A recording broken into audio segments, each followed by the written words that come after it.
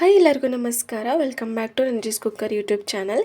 ಇವತ್ತು ನಾನು ಪೂರಿಗೆ ಒಂದು ಸಿಂಪಲ್ ಆಗಿರೋ ಹಾಗೆ ತುಂಬಾ ರುಚಿಯಾಗಿರೋ ಸಾಗುನ ಯಾವ ರೀತಿ ಮಾಡೋದು ಅಂತ ತೋರಿಸ್ಕೊಡ್ತಾ ಇದ್ದೀನಿ. ತುಂಬಾ ರುಚಿಯಾಗಿರುತ್ತೆ.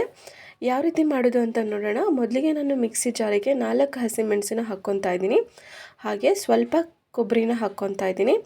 ಹಾಗೆ ಸ್ವಲ್ಪ ಬೆಳ್ಳುಳ್ಳಿ ಹೆಸರನ್ನ ಹಾಕ್ಕೊತಾ ಇದ್ದೀನಿ. ಸ್ವಲ್ಪ ಶುಂಠಿನ ಹಾಕ್ಕೊಂಡು ಇವಾಗ 3/4 ಟೇಬಲ್ ಸ್ಪೂನ್ ಆಗೋಷ್ಟು ಸೋಂಪು ಕಾಳನ್ನು ಹಾಕ್ಕೊತಾ ಇದ್ದೀನಿ. ಹಾಗೆ 1 ಟೇಬಲ್ ಸ್ಪೂನ್ ಆಗೋಷ್ಟು ಹುರಿಗಡಲೆನ ಹಾಕ್ಕೊತಾ ಇದ್ದೀನಿ. ಒಂದು ಅರ್ಧ ಟೇಬಲ್ ಸ್ಪೂನ್ ಆಗೋಷ್ಟು ಗಸಗಸೆನ ಹಾಕ್ಕೊತಾ ಇದ್ದೀನಿ. ಹಾಗೆ ಚಕ್ಕೆ ಲವಂಗನ ಹಾಕ್ಕೊತಾ ಇದ್ದೀನಿ. ಇವಾಗ 1 ಟೇಬಲ್ ಸ್ಪೂನ್ ಆಗೋಷ್ಟು ಅಚ್ಚ ಖಾರದ ಪುಡಿ ಹಾಕ್ಕೊತಾ ಇದ್ದೀನಿ. ಹಾಗೆ ಸ್ವಲ್ಪ ಅರಿಶಿನ ಹಾಕ್ಕೊತಾ ಇದ್ದೀನಿ. ಖಾರ ಬೇಕು ಅಂದರೆ ಇನ್ನೊಂದು ಸ್ವಲ್ಪ ಜಾಸ್ತಿ ಖಾರದ ಪುಡಿ ಹಾಕ್ಕೊಬೋದು. ಇವಾಗ ನೀರು ಹಾಕ್ಬಿಟ್ಟು ಇದನ್ನು ರುಬ್ಕೊಂಡಿದ್ದೀನಿ.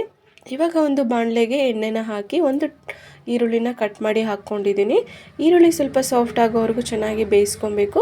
ಇವಾಗ ಒಂದು ಟೊಮೊಟೊನ ಚಿಕ್ಕದಾಗಿ ಕಟ್ ಮಾಡಿ ಹಾಕ್ಕೊತಾ ಇದ್ದೀನಿ. ಟೊಮೊಟೊ ಮತ್ತು ಈರುಳ್ಳಿ ಸ್ವಲ್ಪ ಸಾಫ್ಟ್ ಆಗೋವರೆಗೂ ಲೋ ಫ್ಲೇಮಲ್ಲಿ ಇದನ್ನು ಫ್ರೈ ಮಾಡ್ಕೊಬೇಕು. ಇವಾಗ ನಾನು ಹಸಿ ಬಟಾಣಿನ ಹಾಕ್ಕೊತಾ ಇದ್ದೀನಿ. ಇದ್ರ ಜೊತೆಗೆ ನಾನು ಒಂದು ಆಲೂಗಡ್ಡೆನ ಚಿಕ್ಕದಾಗಿ ಕಟ್ ಮಾಡಿ ಹಾಕ್ಕೊತಾ ಇದ್ದೀನಿ. ಹಾಗೆ ಸ್ವಲ್ಪ ಬೀನ್ಸನ್ನು ಕಟ್ ಮಾಡಿ ಹಾಕ್ಕೊತಾ ಇದ್ದೀನಿ. ಹಾಗೆ ಒಂದು ಕ್ಯಾರೆಟ್ನು ಕೂಡ ಹಾಕ್ಕೊತಾ ಇದ್ದೀನಿ. ಇದ್ರ ಜೊತೆಗೆ ನಿಮಗೆ ಯಾವ ತರಕಾರಿ ಬೇಕಾಗುತ್ತೆ ಆ ತರಕಾರಿಗಳನ್ನ ಹಾಕ್ಕೊಬೋದು. ನಾನಿಲ್ಲಿ ಹಸಿ ಬಟಾಣಿ, ಕ್ಯಾರೆಟು, ಆಲೂಗಡ್ಡೆ ಹಾಗೂ ಬೀನ್ಸನ್ನು ಹಾಕ್ಕೊಂಡಿದ್ದೀನಿ. ಇವಾಗ ಎಲ್ಲದನ್ನು ನೀಟಾಗಿ ಮಿಕ್ಸ್ ಮಾಡಿಕೊಂಡು ಇವಾಗ ರುಚಿಗೆ ತಕ್ಕಷ್ಟು ಉಪ್ಪನ್ನು ಹಾಕ್ಕೊತಾ ಇದ್ದೀನಿ. ಉಪ್ಪು ಹಾಕಿ ಇನ್ನೊಂದ್ಸಲ ಎಲ್ಲದನ್ನು ನೀಟಾಗಿ ಮಿಕ್ಸ್ ಮಾಡ್ಕೊಬೇಕು.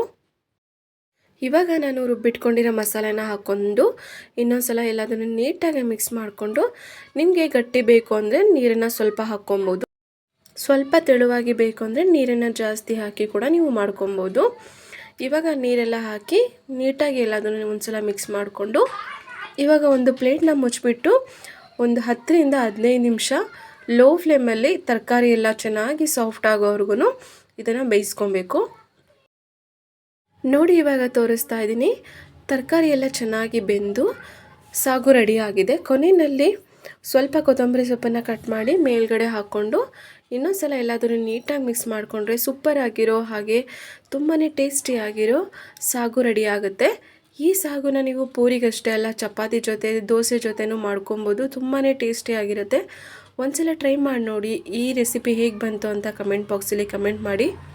ಹಾಗೆ ನನ್ನ ಚಾನಲ್ನ ಇನ್ನೂ ಯಾರು ಸಬ್ಸ್ಕ್ರೈಬ್ ಮಾಡಿಲ್ವೋ ದಯವಿಟ್ಟು ಸಬ್ಸ್ಕ್ರೈಬ್ ಮಾಡ್ಕೊಳ್ಳಿ. ಹಾಗೆ ನಿಮ್ಮ ಫ್ರೆಂಡ್ಸ್ ಆ್ಯಂಡ್ ಫ್ಯಾಮಿಲಿಗೂ ಕೂಡ ಶೇರ್ ಮಾಡಿ. ಇದೇ ರೀತಿ ಸಿಂಪಲ್ ಆಗಿರೋ ಹಾಗೆ ರುಚಿಯಾಗಿರೋ ರೆಸಿಪಿನ ಹಾಕ್ತಾ ಇರ್ತೀನಿ. ದಯವಿಟ್ಟು ಸಪೋರ್ಟ್ ಮಾಡಿ. Thank you for watching.